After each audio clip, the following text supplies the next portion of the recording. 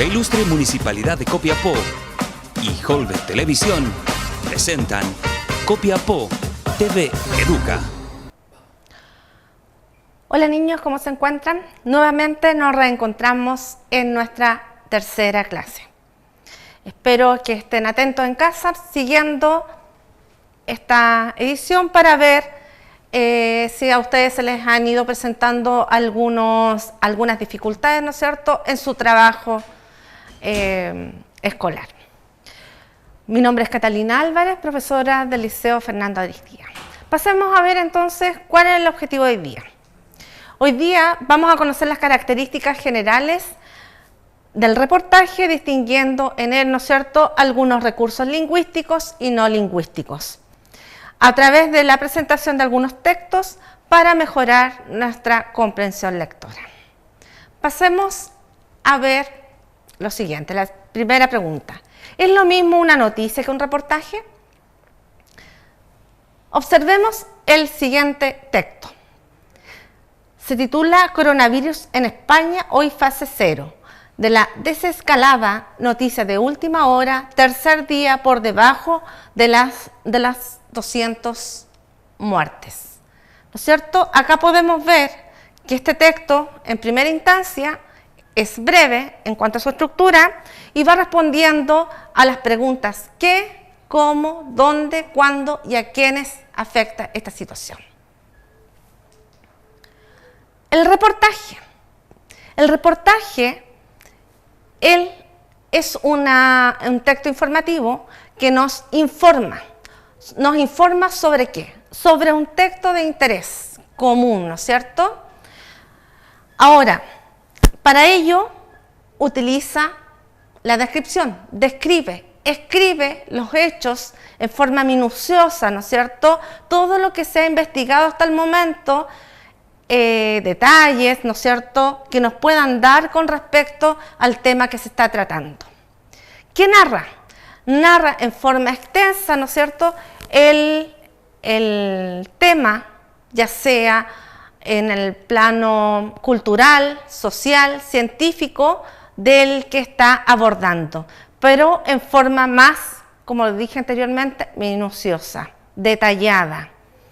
Ahora, otro de los aspectos que posee el reportaje es la investigación. Para ello requiere más tiempo, ¿no es cierto?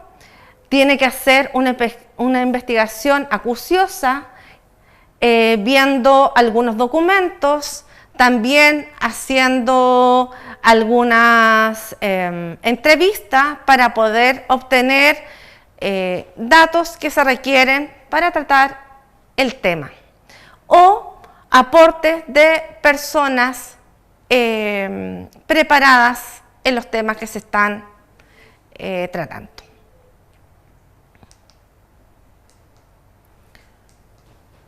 ¿Cuáles son las principales características del reportaje? Una de ellas, como dijimos anteriormente, se desarrolla de manera extensa y en un tema de interés colectivo, general, ¿no es cierto? Los temas que trata no necesariamente deben ser actuales. Debe contener información completa del tema que está tratando. El tema que está tratando puede ser de una noticia reciente o antigua y esta la va a desarrollar con mayor profundidad. O como dije anteriormente, algún tema cultural, deportivo, político en el cual quiera profundizar. Se requiere realizar para ello, ¿no es cierto?, una investigación previa que incluya datos y testimonio de las personas. Pero la base para esto es tener ya, en primera instancia, responder a las 5 preguntas que recién vimos con respecto a la noticia, ¿no es cierto? ¿Qué es lo que sucedió? ¿Cuándo sucedió? ¿A quiénes afectó? ¿Cómo los afectó? ¿Y dónde se dio? ¿Ya? Función del reportaje. La función del reportaje es informar un hecho de interés. Narrar el acontecimiento de forma detallada. investigar el tema que trata. Veamos lo siguiente. Dentro de la estructura del reportaje tenemos el titular. ¿Cuál es el objetivo del titular? Este debe captar la atención, en este caso, del receptor. ¿Ya? Por ejemplo, los WhatsApp se comen al SMS. Los usuarios del SMS son 6 veces más numerosos, pero envían 6 veces menos mensajes por día, según informa Telecom. Entonces, acá vemos que el titular va acompañado por un subtítulo.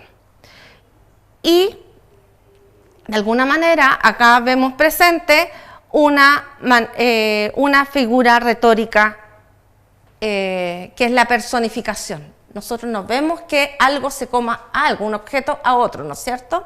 Sino de alguna manera quiere llamar la atención del lector para invitarlo a leer el reportaje. El segundo elemento que estructura el reportaje es la entradilla. Esta es importante, ¿no es cierto? Porque esta se puede presentar como una pregunta, ¿ya? O simplemente menciona el tema que va a tratar. Esta parte, ¿no es cierto?, sintetiza todo el tema central que se va a tratar en el cuerpo del reportaje.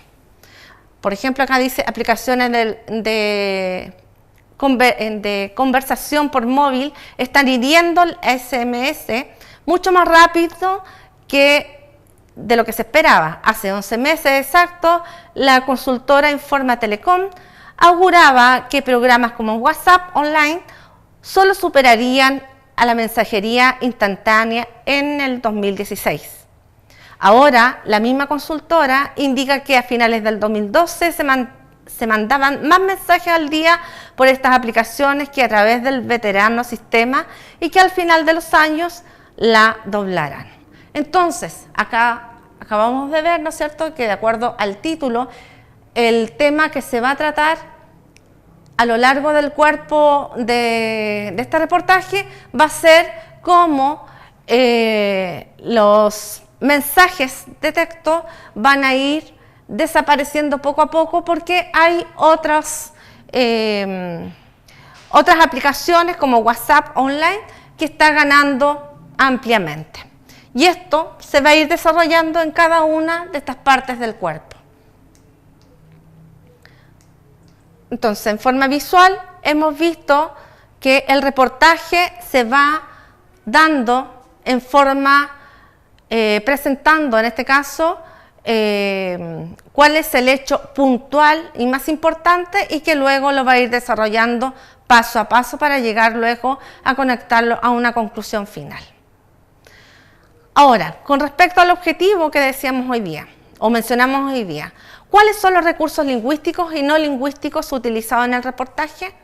Cuando hablamos de recursos lingüísticos, estamos hablando de elementos verbales de nuestra lengua, cómo nosotros nos comunicamos con el otro para emitir nuestro mensaje. Y esto lo podemos hacer tanto de forma escrita como oral, ¿no es cierto? Para ello, nuestros recursos lingüísticos que utilizamos son las palabras. Y los no lingüísticos son aquellos códigos, ¿no es cierto?, que utilizamos también para comunicarnos, pero con la ausencia, como dije anteriormente, de las palabras. Por ejemplo, a través de imágenes, a través de nuestras posturas, de el énfasis que les damos a lo que nosotros transmitimos, elementos sonoros, entre otros. ¿Qué elementos lingüísticos entonces presenta el reportaje? Uno de los elementos lingüísticos son las expresiones coloquiales. ¿Con qué sentido o con qué objetivo? Esto lo hace, ¿no es cierto?, para hacer más cercano el texto al mismo receptor. Veamos algunos ejemplos. Si no fuera por ellos, estaría hasta el cuello, ¿no es cierto? De alguna manera, son expresiones que nosotros habitualmente en nuestra vida diaria nosotros utilizamos.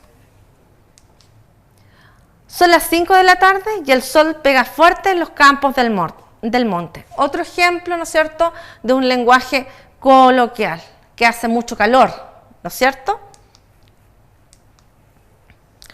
Otro elemento lingüístico que utiliza el reportaje son las palabras o expresiones en otro idioma, ya que en nuestra lengua no existe alguna para expresar lo que queremos decir. Veamos el siguiente ejemplo. Opciones como lafolia.com sirven para empezar a vender imágenes de manera online.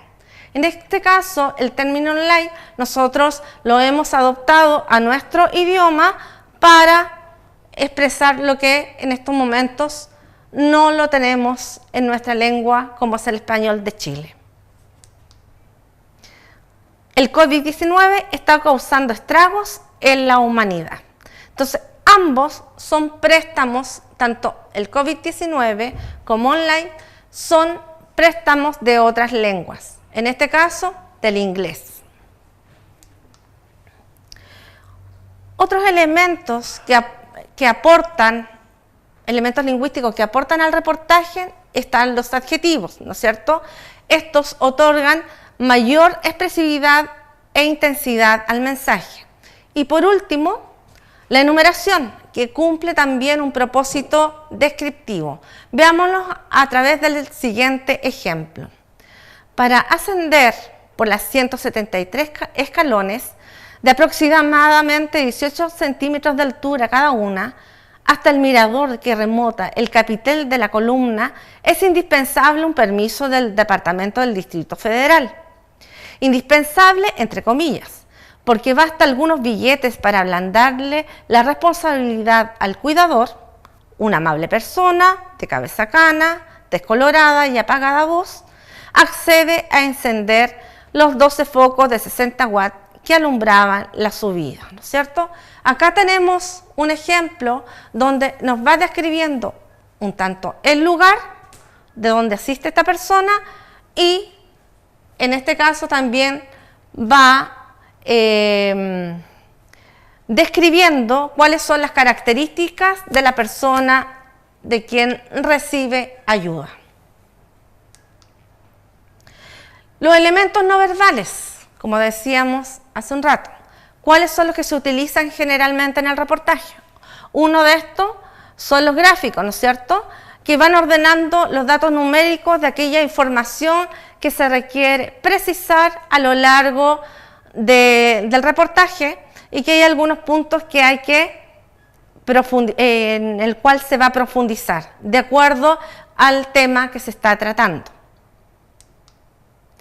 Otro son las infografías. Estas, de alguna manera, organizan sintéticamente aquella información que no se puede dar en forma detallada, ¿ya? O es difícil de expresar. Uso de imágenes, ¿no es cierto? También complementan la información central del reportaje a través de fotografías, dibujos, etc.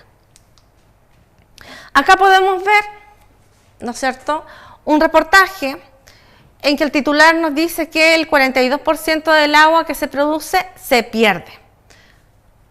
¿Ustedes están visualizando algunos elementos no verbales aquí presentes? ¿Sí? Muy bien, ¿no es cierto? Acá tenemos dado, ¿no es cierto?, la utilización de algunos gráficos. Bien, y esto, la imagen que vemos más abajo, muy bien, ¿no es cierto?, está presente también una infografía, así como también la imagen de una foto que va apoyando al titular de este reportaje y que luego, ¿no es cierto?, se va a ir desarrollando a lo largo del mismo. Veamos el siguiente texto. Trastorno bipolar, un problema latente en el mundo. Más de 250.000 personas en Chile sufren trastorno bipolar, una enfermedad que no discrimina edades ni sexo. Es como una montaña rusa de emociones. En Chile se estima que casi 250.000 personas padecen de este trastorno de la personalidad y que afecta tanto a los hombres como a las mujeres. En este párrafo, la oración que está enmarcada en rojo dice, es como una montaña rusa de emociones. ¿Qué elemento verbal que vimos anteriormente está presente acá como ejemplo? Ya, hay un elemento tal como ustedes dicen, una frase con sentido coloquial, ¿no es cierto? El lenguaje, un lenguaje que nosotros usamos a diario. Más adelante dice, el doctor Andrés Herrling, psiquiatra de la clínica alemana, afirma que la bipolaridad es un trastorno que afecta al estado de ánimo regulado por centros cerebrales y que se caracteriza por periodos de depresión, cansancio, llanto y también periodos de euforia. Es un trastorno que puede aparecer tanto en niños como en jóvenes y adultos mayores. Y en el último párrafo, los elementos que están destacados, ¿qué es lo que está haciendo? Está enumerando y describiendo también, ¿no es cierto?, qué es lo que es el trastorno bipolar. Ya. La enfermedad causa cambios drásticos de altas y bajas, de temperamento, de sentirse extremadamente deprimido y sin esperanza, a cambios tan bruscos como sentirse feliz y tranquilo. Si no se regula a tiempo, las consecuencias pueden ser muy graves.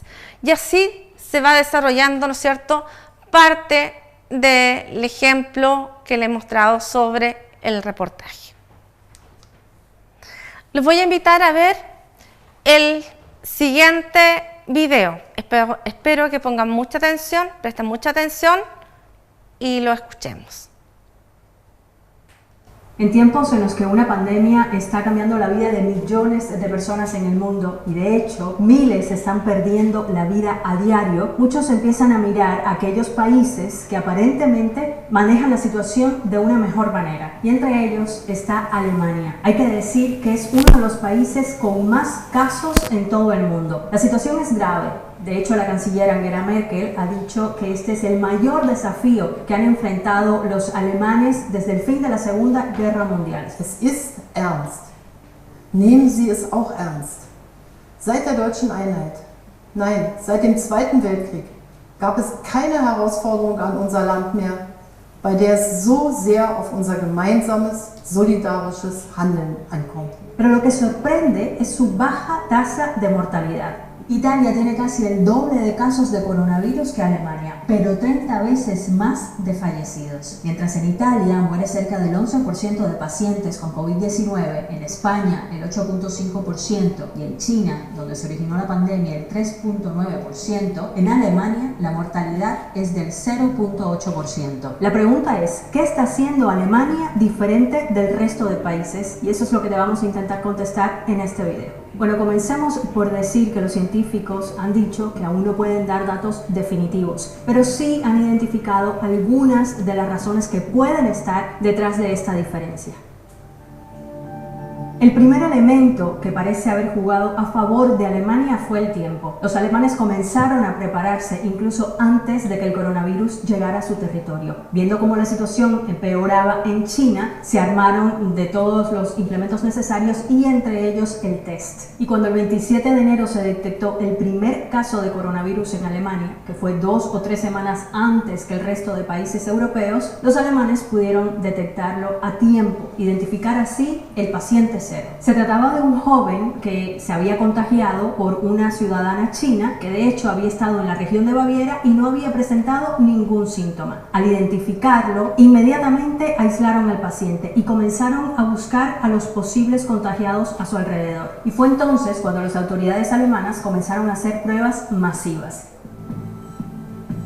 Ya la Organización Mundial de la Salud ha repetido que esto es crucial para luchar contra la pandemia, porque no podemos luchar contra un virus que no sabemos dónde está. Y esto es precisamente lo que ha hecho Alemania, identificar cuanto antes a los posibles contagiados. Esto ha permitido identificar y aislar a muchos casos que o no presentan síntomas o tienen síntomas muy leves, que representan de hecho casi el 50% del total de los casos. Esta estrategia de test masivo también ha sido muy exitosa en países como Corea del Sur. Y lo que permite esta detección temprana, precoz de la enfermedad es aislar a las personas y ponerlos en cuarentena para así evitar la propagación mayor de este virus. Para hacerse una idea, Alemania está haciendo al menos 300.000 test por semana y sus autoridades dicen que aumentan esta capacidad continuamente, lo que quiere decir que están haciendo más test incluso que Corea del Sur, que hace más de 100.000 test por semana y que se convirtió en un ejemplo a seguir por su manera de manejar la pandemia. Así, el mayor número de pruebas entre los alemanes hace que la tasa de mortalidad sea menor, puesto que a mayor cantidad de casos detectados, la relación con respecto a los fallecidos va a ser también menor.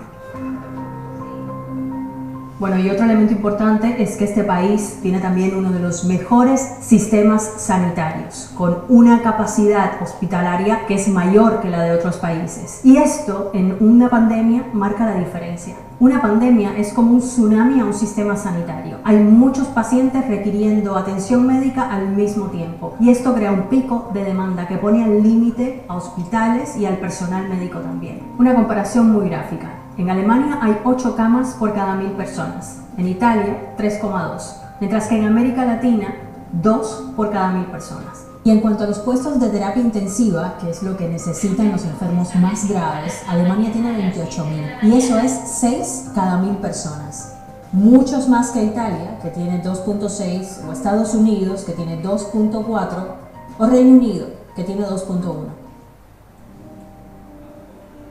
Un elemento clave que también puede influir en esta baja tasa de mortalidad en Alemania es que la mayoría de los casos ocurre en personas jóvenes. De hecho, el 70% de los casos ocurren en personas entre 20 y 50 años y muchos de ellos no están presentando siquiera síntomas. Bueno, y lo que sabemos de este virus es que es mucho más letal y peligroso en la población mayor. Miremos el caso de Italia, por ejemplo, el segundo país más envejecido del mundo. Allí la edad media entre los contagiados es de 63 años y sabemos que el 85% de los fallecidos tiene más de 70 años. Sin embargo, los expertos advierten que si en Alemania el virus comienza a propagarse entre las personas de mayor edad, posiblemente la tasa de mortalidad también vaya en aumento. Bueno, ¿qué les pareció el reportaje que acaban de ver, jóvenes? Podemos visualizar, primero, que la persona que nos está informando sobre el coronavirus, primero, ¿no es cierto?, partió a través de una noticia, que el coronavirus se estaba propagando por parte del mundo y específicamente iba a llegar a otros países, como en este caso Alemania. Para ello, ella tuvo que investigar, asesorarse y para luego poder a nosotros entregar dicha información de lo que estaba pasando específicamente en Alemania. ¿Cuál es la situación y de qué tema trata? De que se ha mantenido la baja, en este caso, de personas que han fallecido del coronavirus respecto a otros países. Y ella nos va indicando y enumerando situaciones que ha hecho que esto se mantenga de esta manera. Primero, porque lo detectaron a tiempo, sabiendo que en otras regiones ya había llegado. Entonces ellos se prepararon antes que llegaran, unas 3 semanas antes que llegara a este país. Así también nos va indicando que las personas idóneas en salud, ¿no es cierto?, están mejor preparadas para enfrentar esta situación y así lo han hecho. ¿A través de qué? De test que se les fueron aplicando a las personas para ir detectando desde dónde partió justamente el primer infectado. Y así hacer una red, ¿no es cierto?, y poder prevenir un número mayor de contagiados. También a través de la investigación que hicieron, indicó que habían detectado que el mayor número de contagiados era de personas inferior a 50 años. Así también indica que de algún modo han enfatizado algunos elementos de prevención en adquirir este nuevo virus, ¿no es cierto?, pero están alertas porque en estos momentos es posible que si se pueden infectar algunas personas mayores de edad, esto sería fatal para el país. Ahora, así también como ella fue informando, fue apoyándose de ciertos elementos no verbales, como ustedes pudieron visualizar a través del mismo, a través de gráficos, ¿no es cierto?, a través de imágenes que fueron aportando mayor información y ampliando, ¿no es cierto?, la visión de este tema. Espero que hayan tenido una cierta claridad en cuanto a lo que corresponde o la diferencia que hay entre una noticia y un reportaje. Lo pudimos ver ya al principio en forma visual, ¿no es cierto? Es la extensión, una de las diferencias. Y así también cómo va tratando en profundidad, a diferencia de la noticia, un tema actual. Entonces, ¿qué es lo que vimos hoy día? Vimos las características generales del reportaje, distinguimos cuáles eran los recursos lingüísticos y no lingüísticos, y dentro de estos recursos, ¿no es cierto?, que llamamos lingüístico o no lingüístico, las denominamos estrategias, que son los elementos tanto visuales como verbales que este tipo de género informativo utiliza para entregar la información de algún tema de interés general. Dijimos que los recursos lingüísticos podíamos encontrar la enumeración, expresiones coloquiales, algunas palabras, ¿no es cierto?, de otro idioma y el uso de adjetivos que de algún modo entrega mayor expresividad o intensidad en el mensaje que se quiere dar. Y respecto a los elementos no lingüísticos, estaban los códigos no verbales, ¿no es cierto?, las imágenes, los gráficos, la infografía, entre otros. Bueno, jóvenes, si queda alguna duda en ustedes, no duden en poder escribir, ¿no es cierto?, a copiapo.tv2.media.lenguaje@gmail.com. La ilustre Municipalidad de Copiapó y Holbert Televisión presentaron Copiapó TV Educa. Si quieres volver a ver esta clase, puedes visitar nuestro canal oficial de YouTube y en todas nuestras redes sociales.